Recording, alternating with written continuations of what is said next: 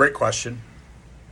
So type A personalities are highly driven, highly successful. And a lot of times this drive ends up to them getting themselves into trouble. And I basically, in the last 30 years of my career, helping type A people has been basically how I've made my living. And then also fixing my own issues that I created for myself, my own health problems, from the fact that I'm so driven, right? It's almost easier to train someone who's lazy, because I can basically give somebody who's lazy an assignment and they'll complete it, and that assignment will help them feel a little bit better, and then we add a new habit, and then we add a new habit. A type A person, if I send them into a forest with an axe and I say cut down 2 trees, they'll cut the whole fucking forest down, right? And then it's like, well, okay, you cut the whole forest down, but we only needed 2 trees. So the human body is incredible in what it can survive, but there's a difference between survival mode and thrive mode. Okay, so what happens is you have a certain amount of energy that your body keeps on reserve to basically just keep your brain functioning, your heart pumping, and your lungs working. Okay, and then you have this other amount of energy that goes towards digestion, hormone production, reproduction, cognitive function, all these things that are more about thriving than the surviving, right? So if you basically cut corners on your sleep, you don't eat enough food, you say you bust your ass in the gym really hard, you start pulling resources. The body's not going to take resources away from survival. It's going to take resources away from digestion, reproduction, cognitive function, all these things that are non-essential for your survival. If you're underfeeding, if you're not sleeping enough, if you're not doing the things to repair your body is going to ignore those things and say, hey, this activity does not relate directly to our keeping us alive. So we're going to shuttle and make sure we put all our resources into survival as opposed to thriving, if that makes sense. Like if you're in a high stress situation, if you're not sleeping enough, and you're training like a maniac, your body is going to prioritize survival over thriving. So, but if you apply the right amount of stress and you get your rest, your body's going to have the resources it needs to repair and regenerate and make you even more resilient and perform at a higher level. One of the girls I'm still working with, she's she's probably going to be an Olympian, high-level pole vaulter. She came to me and literally she was injuring herself. She never finished the season until this year where she won nationals. I literally every day I had to talk to her and tell her when she needed to stop, because she just could not, every time she trained, she had to set a personal record. Every time she pole vaulted, she wouldn't stop until she set a personal record.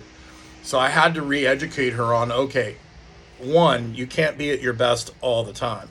We want to be at the best at nationals when it matters. And okay, we only need to do enough in the gym to elicit an adaptation. We don't need to destroy yourself to the point that you can't recover from that. And that's what was happening to her. It took me a year for her to understand. One, we had to get her out of pain, because if you're in pain, you're not going to pole vault very well. So we reduced her training load by about 75%. That's how crazy she was. We worked on improving her technique. We focused more on improving technical proficiency as opposed to how high she was jumping. And I had to work with her coach on this, right? And we basically said, okay, we're going to work on how proficient you are as opposed to how much effort you're putting in. So we started doing a lot of mental work. So we got her to the point where she started to understand that she only had to do enough work to get better, and anything beyond that was just a waste, right? And she started to understand, okay, I lifted today, I did a ton of sprints today. That's highly neurologically demanding. So the next day I need to work on technique. I need to do I'm still going to train, but the training is going to be more restorative to get her body back to normal so she can apply stress again. Because that's the thing. Like if you're here, homeostasis, and you beat the body down, okay, and then you don't rest, you don't feed, you don't sleep, and then you beat it down again, and you don't rest, you don't sleep, and you beat it down again. We want it to be stress, recover from stress, normalize, stress, recover from stress, normalize. So it's the line is like this instead of dun, dun, dun, dun, dun. And there are times we'll beat people up on purpose for time if they have a foundation in order for them to super compensate, right? But what happens to type A people, and I worked with a lot of CrossFitters, is we would train and I'd be like, that's enough for today. And they'd be like, but I don't feel, I need to be vomiting. I need to be, I need to feel like I'm going to die. And it's just like, you can only do that so much for so long. I got away with it for a long time before I finally had some autoimmune issues. But that's usually what happens. People will burn the candle and they'll train super hard. Doctors, lawyers, attorneys, they have a high rate of drug addiction, a high rate of suicide, high rate of depression and anxiety in these professions because they don't take enough time to turn off and to relax. If I have a type A person, and usually what happens is I look at their training, they're usually going to like Orange Theory or they're doing CrossFit and they're working 50, 60 hours a week, and then they're only sleeping 5 or 6 hours a night. And they're like, I don't understand why I'm not getting the results that I want. I'm tired all the time. I started taking Adderall. I can't sleep. And they usually are like, I need a coach to motivate me. And I'm like, no, that's not the problem. Usually what happens is we cut their training volume in half, sometimes about a half. We start replacing some of the high intensity interval sessions with walking, and then we start working on their sleep, and all of a sudden they start gaining muscle mass, they start feeling better, they have more energy, but then they want to fall right back into like, I've got to do more. So educating the type A person on, okay, what is the amount of stress that I need to do to get better? And then over time, building resiliency so they can handle a survival situation. But putting yourself in a survival situation constantly every day, like you're 15, 16 and you're not sleeping, you're getting 5 hours of sleep a night, you're calorie restricting because you want to be ripped, and then you're training, and then you got school and you got all these things, and then you have no energy. You're like, well, I need ashwagandha, or I need a Ritalin, or I need this or that. I mean, if you're 15, 16 years old and you're reaching for that stuff already, you're in big trouble, and you're gonna end up in big trouble. So I'm all for mental toughness. I'm all for pushing yourself from time to time, but you got to understand that you can't do that all the time, and you can't be at your best all the time. And if you want to be a high performer and have some semblance of health, there has to have an understanding of, and the thing is people will be like, I'm tired, I'm exhausted, I have no motivation. And your body, if your body's underfed and underrested, you will downregulate thyroid, you will downregulate testosterone, and your body does that to try and get you to chill out, right? So a lot of the things that the body's trying to do is to get you to rest, right? It's on purpose deregulating these hormones to get you to chill out a little bit. And most people they'll override that with stimulants or willpower and all that sort of thing. And that works for a while, but then one day you, like me, you sit on the toilet and you shit blood for an hour. Luckily for me, it wasn't my heart that gave out, it was my digestion.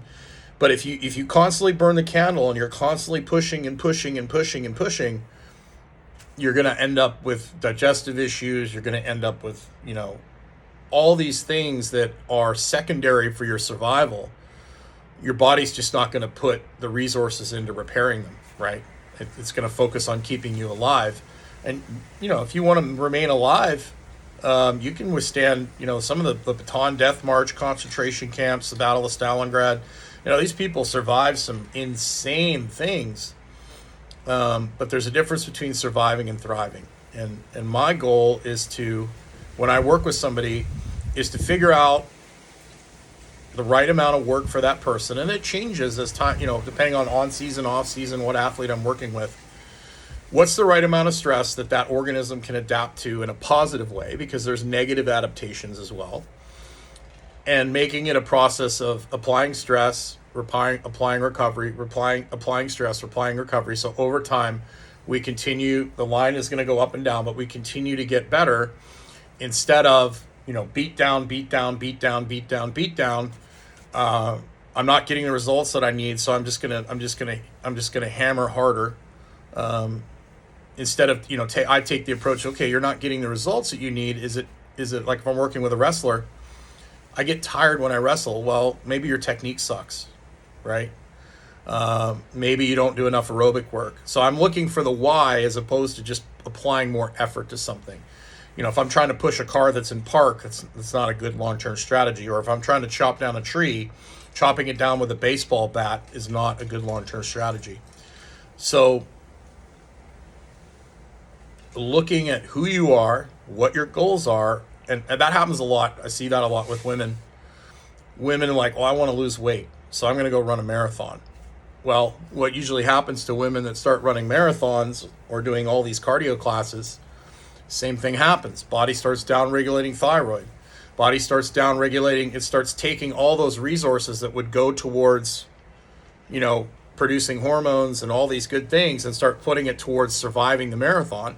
And the body says, well, I am doing nothing but running in a straight line, so I'm going to start getting rid of muscle mass. The body's like, I have all this muscle mass. There's no reason for me to have all of this. I'm just running in a straight line for hours. And then they do all this work, and they keep eating, their appetite goes up, and they keep eating more calories, but their metabolic rate continues to go down because they're losing muscle mass. So you end up with this woman who's a human vacuum cleaner eating all sorts of crap, and her muscle mass is going down, and she ends up putting on a ton of fat. She's like, I don't understand. The more I run, I keep getting fatter. Well, she's losing muscle mass. That makes her, her body composition fat go up. And then she's continuing spinning class is a huge example of this. I compare spinning to basically standing in a room with a pair of fly swatters and with music blasting at 1,000,000 miles an hour. You got people yelling at you, and you're flopping these fly swatters up and down, and you're not really doing any real work. And so basically you're done the spinning class and you're exhausted, and you're like, well, I'm going to go have a pumpkin. You maybe burned a couple hundred calories doing it. You felt like you burned a lot more because you worked. If I flop 2 fly swatters up and down for an hour, hard as I can with music blasting and people yelling at me, I'm going to sweat. I'm going to feel like I worked, but I really didn't do any work. I didn't do anything that's going to positively add muscle mass or change my physiology. But I'm hungry as hell because, I just exerted myself without doing real work. And then they go after class and they have 1,000-calorie drink at Starbucks and they eat a piece of cheesecake. Well, I just worked hard I just burned calories for an hour and a half. I'm going to go eat this piece of cheesecake, and they just blow their calories off the chart. And they end up basically, they're using, all this pregnenolone, all these good hormones for surviving the spinning class instead of producing estrogen and producing all these things. And they're like, I don't understand why my sex drive keeps going down. I have no idea why my thyroid levels are so low. And you have to educate them like, okay, well, the stuff that you're doing, you're basically driving your car without doing maintenance on it. And there are some people like Dennis Rodman, Keith Richards, there's people that can literally drive their car like somebody stole it, and they can get away with it for a long time, but the vast majority of people can't. And my job, no matter who I'm working with, whether it's somebody who's 90 years old or somebody who's 15, is to help them make the right choices to get them the best results in the most efficient way possible, in the most sustainable way possible, and to make them more resilient so that if they do run into a situation where they have an emergency, they have the capacity, they have the resources to handle it and survive it and to push through it. But it's just not wise to intentionally do that constantly all the time. And I did it. I got caught up in it. I slept, for about 8 or 10 years, I was sleeping, I was going to bed 11, 12 at night, getting up at 4 in the morning, training people all day, I was on performance enhancing drugs that allowed me to do that too. Like when you're on performance enhancing drugs, it allows you to overreach for a long period of time. So I drove myself way beyond what the normal person would be able to do because I was using hormones to keep me propped up. A regular person would have crashed and burned a lot more, sooner than I did. And then over time, my willpower, I started using stimulants. So I got caught up in this. I have my own experience for this. I got away with it for almost 10 years. And then one day, I started bleeding, because my digestive system finally gave out after, 8 or 10 years of abuse. And then I had to learn about taking care of myself. And it taught me a big lesson, and it helped me to get a lot better results with my athletes as well. I was always really smart about how I trained my athletes. I just didn't treat myself very well. And, if you prioritize self-care, I'm not saying you have to be perfect, but if you put some effort into putting gas back in the tank, into fixing your car, doing the maintenance on your body, you're going to have much better results over the long run, especially if you're average and you're not gifted. There's a reason why Tom Brady's played till he's 45 is because he takes his sleep seriously. He takes his self-care seriously.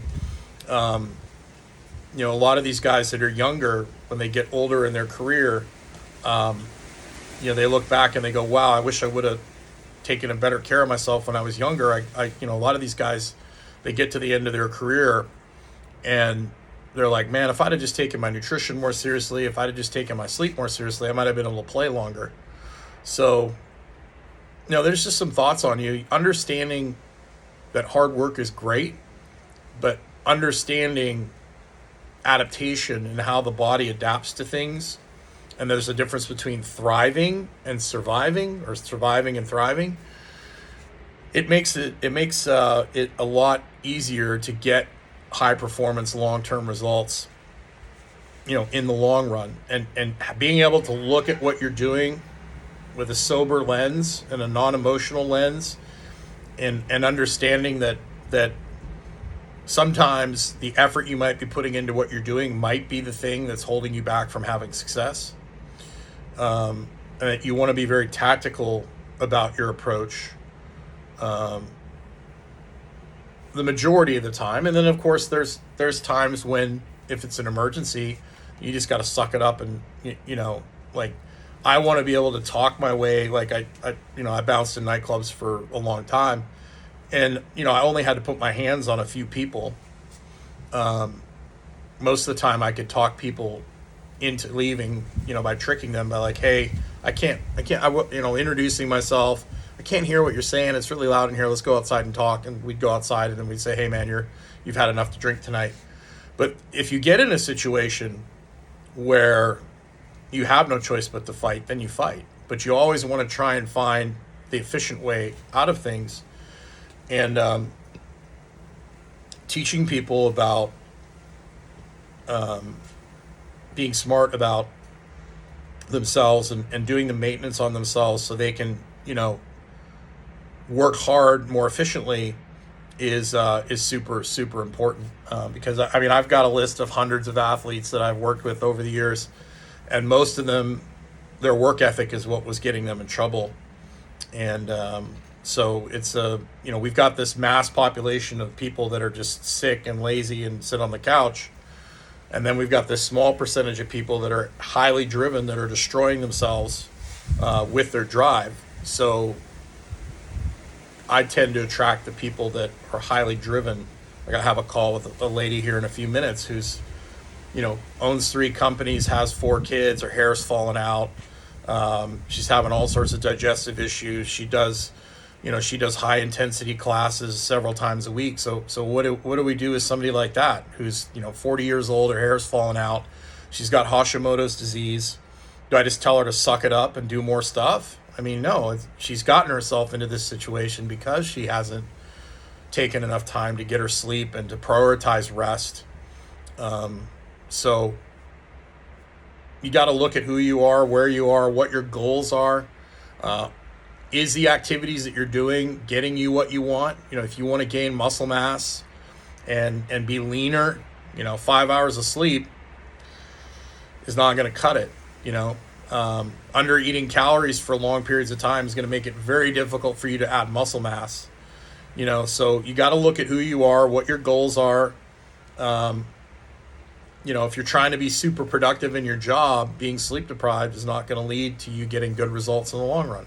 Can you get away with it every once in a while? Sure. Can some people get away with it for a long time? Absolutely. But the more things you can do to improve your health, improve your resiliency, improve your hormone profile naturally, the better results you're going to have in the long run. And it's like a race, right? The people that are consistently doing the work, and that means if like you go out and you do something stupid, you can still go train.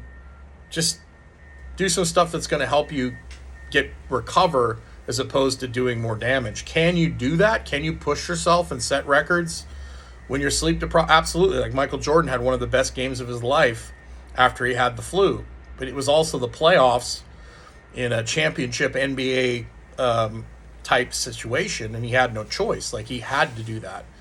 But all the work he had done before that on his fitness, on his nutrition, allowed him to have the capacity to overreach and do that. But if he did that on a regular basis, he probably would have ended up in trouble. So, this is a really difficult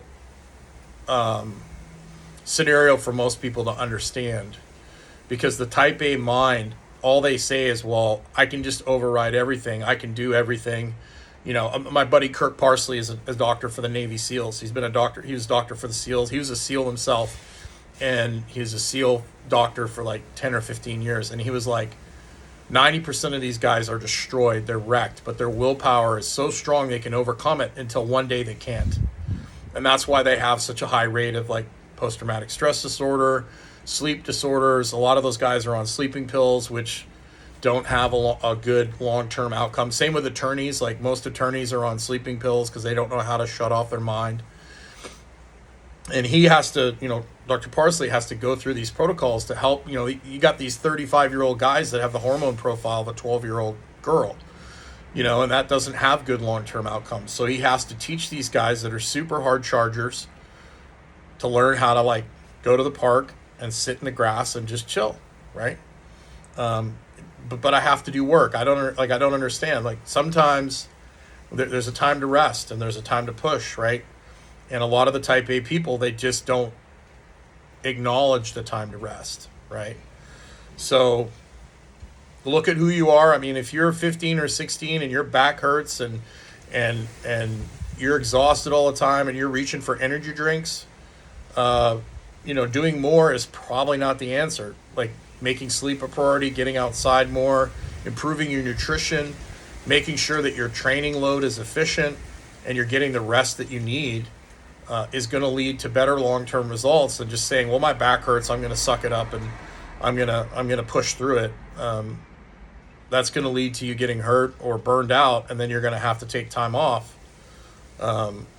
So being smart about where you are and who you are, what your goals are, as opposed to just saying, well, I'm just going to push through no matter what. So there's a time for that. I use the military analogy a lot. Like, say I have 10,000 troops and I'm trying to take a hill that's got 3,000 guys on it dug in. Can I throw those 10,000 guys at the hill?